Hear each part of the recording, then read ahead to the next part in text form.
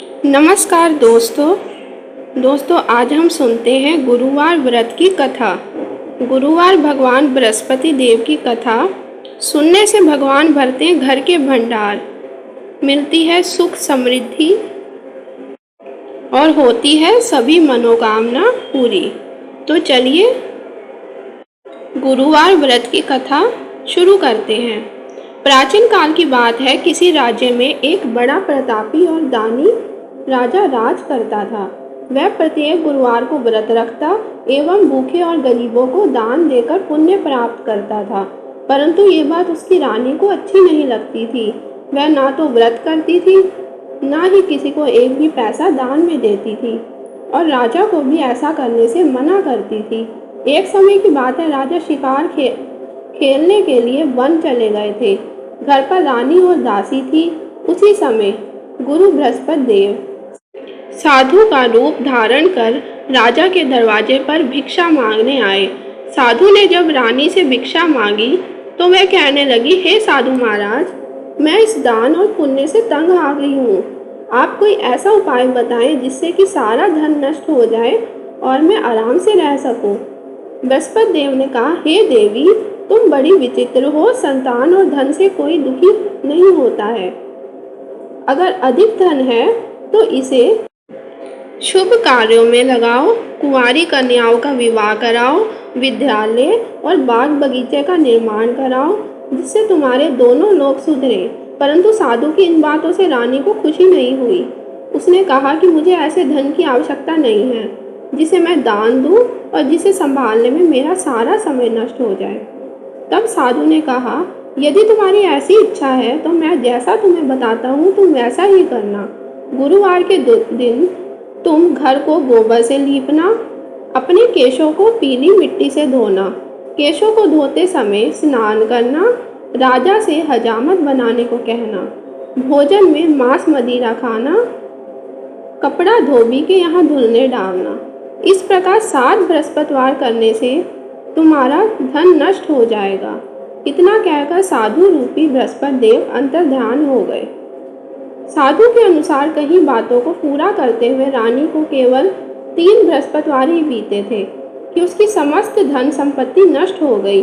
भोजन के लिए राजा का परिवार तरसने लगा। तब एक दिन राजा ने रानी से बोला कि हे रानी, तुम यहीं रहो, मैं दूसरे देश को जाता हूँ क्योंकि यहाँ पर सभी लोग मुझे जानते हैं, इसलिए मैं कोई छोटा कार्य नहीं कर सकता। ऐसा कहकर राजा परदेश चला गया। वहाँ वे जंगल से लकड़ी काट कर लाता और शहर में बेचता। इस तरह वे अपना जीवन व्यतीत करने लगा। इधर राजा के परदेश जाते ही रानी और दासी दुखी रहने लगी। एक बार जब रानी और दासी को 7 दिन तक बिना भोजन के रहना पड़ा तो रानी ने अपनी दासी से कहा, हे दासी, पास ही के नगर में मेरी बहन रहती है, वह बड़ी धनवान है, तू उनके पास जा और कुछ ले आ ताकि थोड़ी बहुत गुजर बसर हो जाए। दासी रानी की बहन के पास गई। उस दिन गुरुवार था और रानी की बहन उस समय बृहस्पतिवार व्रत की कथा सुन रही थी। दासी ने रानी की बहन को अपनी रानी का संदेश दिया, लेकिन रानी की बड़ी बहन ने कोई उत्तर नहीं दिया। जब दासी को रानी की बहन से कोई उत्तर नहीं मिला तो वह बहुत दुखी हुई और उसे क्रोध भी आया। दासी ने वापस आकर रानी को सारी बात बता दी। सुनकर रानी ने अपने भाग्य को कोसा। उधर रानी की बहन ने सोचा कि मेरी बहन की दासी आई थी परंतु मैं उससे नहीं बोली, इससे वह बहुत दुखी हुई होगी। कथा सुनकर और पूजन समाप्त करके वह अपनी बहन के घर आई और कहने लगी, हे बहन, मैं बृहस्पतिवार का व्रत कर रही थी, तुम्हारी दासी मेरे घर आई थी, परंतु जब तक कथा होती है तब तक ना उठते हैं ना ही बोलते हैं, इसलिए मैं नहीं बोली। कहो दासी क्यों गई थी? रानी बोली, बहन, तुमसे क्या छुपाऊं, हमारे घर में खाने तक को अनाज नहीं था। ऐसा कहते कहते रानी की आंखें भर आई। उसने दासी समेत पिछले 7 दिनों से भूखे रहने तक की बात अपनी बहन को विस्तार पूर्वक सुना दी। रानी की बहन बोली, देखो बहन, भगवान बृहस्पति देव सबकी मनोकामना को पूर्ण करते हैं। देखो, शायद तुम्हारे घर में अनाज रखा हो। पहले तो रानी को विश्वास नहीं हुआ, पर बहन के आग्रह करने पर उसने अपनी दासी को अंदर भेजा तो उसे सचमुच अनाज से भरा एक घड़ा मिल गया। यह देखकर दासी को बड़ी हैरानी हुई। दासी रानी से कहने लगी, हे रानी, जब हमको भोजन नहीं मिलता तो हम व्रत ही तो करते हैं, इसलिए क्यों ना इनसे व्रत और कथा की विधि पूछ ली जाए ताकि हम भी व्रत की कथा कर सकें।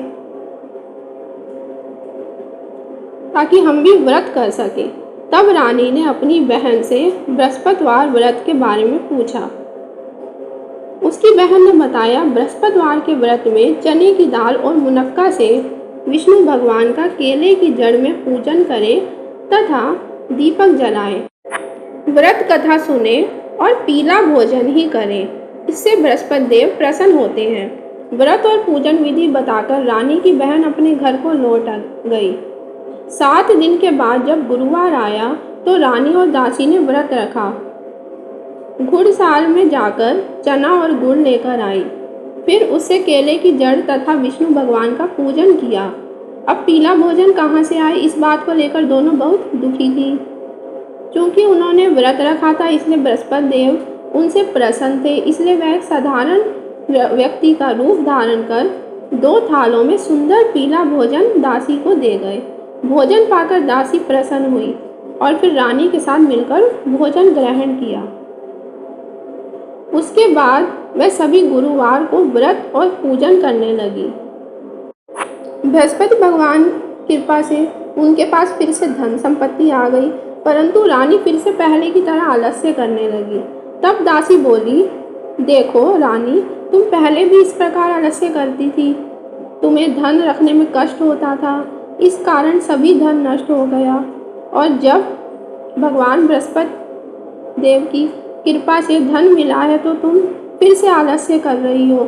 रानी को समझाते हुए दासी कहती है कि बड़ी मुसीबतों के बाद हमने ये धन पाया है, इसलिए हमें दान पुण्य करना चाहिए, भूखे मनुष्य को भोजन कराना चाहिए, धन को शुभ कार्यों में खर्च करना चाहिए, जिससे तुम्हारे कुल का यश बढ़ेगा, स्वर्ग की प्राप्ति होगी और पितृ प्रसन्न होंगे।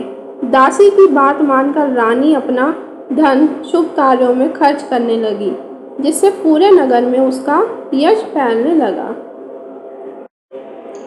श्री बृहस्पति देव जी की कहानी। प्राचीन काल में एक बहुत ही निर्धन ब्राह्मण था। उसके कोई संतान ना थी। वह नित्य पूजा पाठ करता, उसकी स्त्री ना स्नान करती और ना किसी देवता का पूजन करती। इस कारण ब्राह्मण देवता बहुत दुखी रहते थे। भगवान की कृपा से ब्राह्मण के यहाँ एक कन्या उत्पन्न हुई। कन्या बड़ी होने लगी। प्रातः स्नान करके वह भगवान विष्णु का जप करती, बृहस्पतिवार का व्रत भी करने लगी। पूजा पाठ समाप्त कर पाठशाला जाती तो अपनी मुट्ठी में जौ भर के ले जाती और पाठशाला के मार्ग में डालती जाती। लौटते समय वही जौ स्वर्ण के हो जाते तो उनको बीनकर घर ले आती।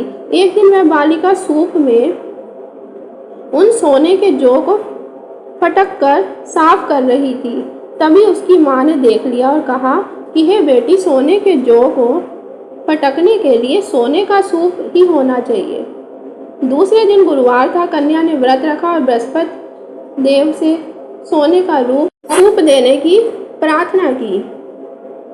बृहस्पति देव ने उसकी प्रार्थना स्वीकार कर ली। रोजाना की तरह वह कन्या जौ फैलाती हुई पाठशाला चली गई। पाठशाला से लौटकर जब वह जौ बीन रही थी तो बृहस्पति देव जी की कृपा से उसे सोने का सूप मिला। उसे वह घर ले आई और उससे जौ साफ करने लगी, परंतु उसकी माँ का वही ढंग रहा। एक दिन की बात है, कन्या सोने के सूप में जब जौ साफ कर रही थी उस समय उस नगर का राजकुमार वहां से निकला। कन्या के रूप और कार्य को देखकर वह उस पर मोहित हो गया। राजमहल आकर वह भोजन तथा जल त्याग कर उदास होकर लेट गया। राजा को जब राजकुमार द्वारा अन्न जल त्यागने का समाचार ज्ञात हुआ तो अपने मंत्रियों के साथ वह अपने पुत्र के पास गया और पूछा। राजकुमार ने राजा को उस लड़की के घर का पता भी बता दिया। मंत्री उस लड़की के घर गया मंत्री ने ब्राह्मण के समक्ष राजा की ओर से निवेदन किया। कुछ ही दिन बाद ब्राह्मण की कन्या का विवाह राजकुमार के साथ संपन्न हो गया। कन्या के घर से जाते ही ब्राह्मण के घर में पहले की भांति गरीबी का निवास हो गया। एक दिन दुखी होकर ब्राह्मण अपनी पुत्री से मिलने गए। बेटी ने पिता की अवस्था को देखा और अपनी माँ का हाल पूछा। ब्राह्मण ने सभी हाल कहा। कन्या ने बहुत सा धन देकर अपने पिता को विदा कर दिया, लेकिन कुछ दिन बाद फिर वही हाल हो गया। ब्राह्मण फिर अपनी कन्या के यहाँ गया और सभी हाल कहा तो पुत्री बोली, हे पिताजी, आप माताजी को यहाँ लिवा लाओ, मैं उन्हें वह विधि बता दूंगी जिससे गरीबी दूर हो जाए। ब्राह्मण देवता अपनी स्त्री को लेकर अपनी पुत्री के पास राजमहल पहुँचे तो पुत्री अपनी माँ को समझाने लगी कि हे माँ, तुम प्रातःकाल स्नान आदि करके विष्णु भगवान का पूजन करो तो सब दरिद्रता दूर हो जाएगी। परंतु उसकी माँ ने उसकी एक ही बात न मानी। वह प्रातःकाल उठकर अपनी पुत्री की बची जूठन को खा लेती थी। एक दिन उसकी पुत्री को बहुत गुस्सा आया। उसने अपनी माँ को एक कोठरी में बंद कर दिया। प्रातः उसे स्नान आदि करा के पूजा पाठ करवाया तो उसकी माँ की बुद्धि ठीक हो गई। इसके बाद वह नियम से पूजा पाठ करने लगी और प्रत्येक बृहस्पतिवार को व्रत करने लगी। इस व्रत के प्रभाव से मृत्यु के बाद वह स्वर्ग को गई। वह ब्राह्मण भी सुखपूर्वक इस लोक का सुख भोग कर स्वर्ग को प्राप्त हुआ। इस तरह कहानी कहकर साधु बने देवता वहां से लुप्त हो गए। धीरे धीरे समय व्यतीत होने पर फिर बृहस्पतिवार का दिन आया। राजा जंगल से लकड़ी काटकर शहर में बेचने गया। उसे उस दिन और दिनों से अधिक धन मिला। राजा ने चना गुड़ आदि लाकर बृहस्पतिवार का व्रत किया। उस दिन से उसके सभी कलेश दूर हो गए। परंतु जब अगले गुरुवार का दिन आया तो वह बृहस्पतिवार का व्रत करना भूल गया। इस कारण बृहस्पति देव नाराज हो गए। उस दिन उस नगर के राजा ने विशाल यज्ञ का आयोजन किया था तथा अपने समस्त राज्य में घोषणा करवा दी कि सभी मेरे यहाँ भोजन करने आवे, किसी के घर चूल्हा ना जले। इस आज्ञा को जो न मानेगा उसको फांसी दे दी जाएगी।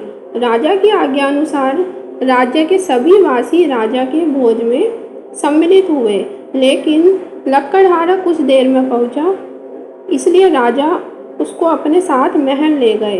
जब राजा लक्कड़हारे को भोजन करा रहे थे तो रानी की दृष्टि उस खूंटी पर पड़ी जिस पर उसका हार लटका हुआ था। उसे हार खूंटी पर लटका दिखाई नहीं दिया। रानी को निश्चय हो गया कि मेरा हार इस लक्कड़हारे ने चुरा लिया है। उसी समय सैनिक बुलवाकर उसको जेल में डलवा दिया। लक्कड़हारा जेल में विचार करने लगा कि न जाने कौन से पूर्व जन्म के कर्म से मुझे ये दुख प्राप्त हुआ है, और जंगल में मिले साधु को याद करने लगा। तत्काल बृहस्पति देव साधु के रूप में प्रकट हो गए और कहने लगे, अरे मूर्ख, तूने बृहस्पति देवता की कथा नहीं की, उसी कारण तुझे ये दुख प्राप्त हुआ है। अब चिंता मत कर, बृहस्पतिवार के दिन जेल खाने के दरवाजे पर तुझे 4 पैसे पड़े मिलेंगे। उनसे तू बृहस्पतिवार की पूजा करना तो तेरे सभी कष्ट दूर हो जाएंगे। अगले बृहस्पतिवार उसे जेल के द्वार पर 4 पैसे मिले। राजा ने पूजा का सामान मंगवाकर कथा कही और प्रसाद बटा। उसी रात्रि में बृहस्पति देव जी ने उस नगर के राजा को स्वप्न में कहा, हे राजा, तूने जिसे जेल में बंद किया है उसे कल छोड़ देना, वह निर्दोष है। राजा प्रातःकाल उठा और खूंटी पर हार टंगा देखकर लक्कड़हारे को बुलाकर क्षमा मांगी और राजा के योग्य सुंदर वस्त्र आभूषण भेंट कर उसे विदा किया। गुरुदेव की आज्ञा अनुसार राजा अपने नगर को चल दिया। राजा जब नगर के निकट पहुंचा तो उसे बड़ा ही आश्चर्य हुआ। नगर में पहले से अधिक बाग, तालाब, कुएं तथा बहुत सी धर्मशालाएं, मंदिर आदि बने हुए थे। राजा ने पूछा कि ये किसका बाग और धर्मशाला है। तब नगर के सब लोग कहने लगे कि ये सब रानी और दासी द्वारा बनवाए गए हैं। राजा को आश्चर्य हुआ और गुस्सा भी आया कि उसकी अनुपस्थिति में रानी के पास धन कहाँ से आया होगा। जब रानी ने ये खबर सुनी कि राजा आ रहे हैं तो उसने अपनी दासी से कहा, हे दासी, देख राजा, हमको कितनी बुरी हालत में छोड़ गए थे, वह हमारी ऐसी हालत देखकर लौट ना जाएं। इसलिए तू दरवाजे पर खड़ी हो जा। रानी की आज्ञा अनुसार दासी दरवाजे पर खड़ी हो गई और जब राजा आए तो उन्हें अपने साथ महल में ले आई। तब राजा ने क्रोध करके अपनी तलवार निकाली और पूछने लगा, बताओ ये धन तुम्हें कैसे प्राप्त हुआ है? तब रानी ने सारी कथा कह सुनाई। राजा ने निश्चय किया कि मैं रोजाना दिन में 3 बार कहानी कहा करूँगा और रोज व्रत किया करूँगा। अब हर समय राजा के दुपट्टे में चने की दाल बंधी रहती थी। दिन में 3 बार कथा कहता। एक रोज राजा ने विचार किया कि चलो अपनी बहन के यहाँ हो आऊं। इस तरह का निश्चय कर राजा घोड़े पर सवार हो अपनी बहन के यहाँ चल दिया। मार्ग में उसने देखा कि कुछ आदमी एक मुर्दे को ले जा रहे हैं। उन्हें रोककर राजा कहने लगा, अरे भाइयों, मेरी बृहस्पतिवार की कथा सुन लो। वे बोले, लो, हमारा तो आदमी मर गया है और इसको अपनी कथा की पड़ी है। परंतु कुछ आदमी बोले, अच्छा कहो, हम तुम्हारी कथा भी सुनेंगे। राजा ने दाल निकाली और कथा कहनी शुरू कर दी। जब कथा आधी हुई तो मुर्दा हिलने लगा और जब कथा समाप्त हुई तो राम राम कहकर वह मुर्दा खड़ा हो गया। राजा आगे बढ़ा, उसे चलते चलते शाम हो गई। आगे मार्ग में उसे एक किसान खेत में हल चलाता मिला। राजा ने उससे कथा सुनने का आग्रह किया, लेकिन वह नहीं माना। राजा आगे चल पड़ा। राजा के हटते ही बैल पछाड़ खाकर गिर पड़े और किसान के पेट में बहुत देर तेज दर्द होने लगा। उसी समय किसान की माँ रोटी लेकर आई। उसने जब देखा तो अपने पुत्र से सब हाल पूछा। बेटे ने सभी हाल बता दिया। बुढ़िया दौड़ी दौड़ी उस घुड़सवार के पास पहुंची और उसने बोला, मैं तेरी कथा सुनूंगी, तू अपनी कथा मेरे खेत पर ही चलकर कहना। राजा ने लौटकर बुढ़िया के खेत पर जाकर कथा कही, जिसके सुनते ही बैल खड़े हो गए और किसान के पेट का दर्द भी बंद हो गया। राजा अपनी बहन के घर पहुंचा। बहन ने भाई की खूब मेहमानी करी। दूसरे रोज प्रातःकाल राजा जागा तो वह देखने लगा कि सब लोग भोजन कर रहे हैं। राजा ने अपनी बहन से पूछा, ऐसा कोई मनुष्य नहीं है जिसने भोजन नहीं किया हो, जो मेरी बृहस्पतिवार की कथा सुन ले? बहन बोली, हे भैया, ये देश ऐसा ही है। यहाँ लोग पहले भोजन करते हैं, फिर कोई अन्य काम करते हैं। फिर वह कुम्हार के घर गई जिसका लड़का बीमार था। उसे मालूम हुआ कि यहाँ 3 दिन से किसी ने भोजन नहीं किया है। रानी ने अपने भाई की कथा सुनने के लिए कुम्हार को कहा। वह तैयार हो गया। राजा ने जाकर बृहस्पतिवार की कथा कही, जिसको सुनकर उसका लड़का ठीक हो गया। अब तो राजा की प्रशंसा होने लगी। एक दिन राजा ने अपनी बहन से कहा, हे बहन, मैं अब अपने घर जाऊंगा, तुम ही तैयार हो जाओ। राजा की बहन ने अपनी सास से अपने भाई के साथ जाने की आज्ञा मांगी। सास बोली, हाँ चली जा, मगर अपने लड़कों को मत ले जाना, क्योंकि तेरे भाई की कोई संतान नहीं होती है। बहन ने अपने भाई से कहा, हे भैया, मैं तो चलूंगी, मगर कोई बालक नहीं जाएगा। अपनी बहन को भी छोड़कर दुखी मन से राजा अपने नगर को लौट आया। राजा ने अपनी रानी से सारी कथा बताई और बिना भोजन किए वह शैया पर लेट गया। रानी बोली, हे प्रभु, बृहस्पति देव जी ने हमें सब कुछ दिया है, वह हमें संतान अवश्य देंगे। उसी रात बृहस्पति देव जी ने राजा को स्वप्न में कहा, हे राजा, उठ, सभी सोच त्याग दे, तेरी रानी गर्भवती है। राजा को यह जानकर बड़ी खुशी हुई। 9वें महीने रानी के गर्भ से एक सुंदर पुत्र पैदा हुआ।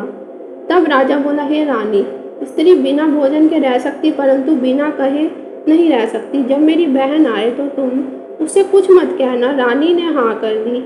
जब राजा की बहन ने ये शुभ समाचार सुना तो वह बहुत खुशी हुई और बधाई लेकर अपने भाई के यहाँ आई। रानी ने जब उसे आने का उलाहना दिया, जब भाई अपने साथ ला रहे थे तब टाल गई, उनके साथ न आई और आज अपने आप ही भागी भागी बिना बुलाए आ गई।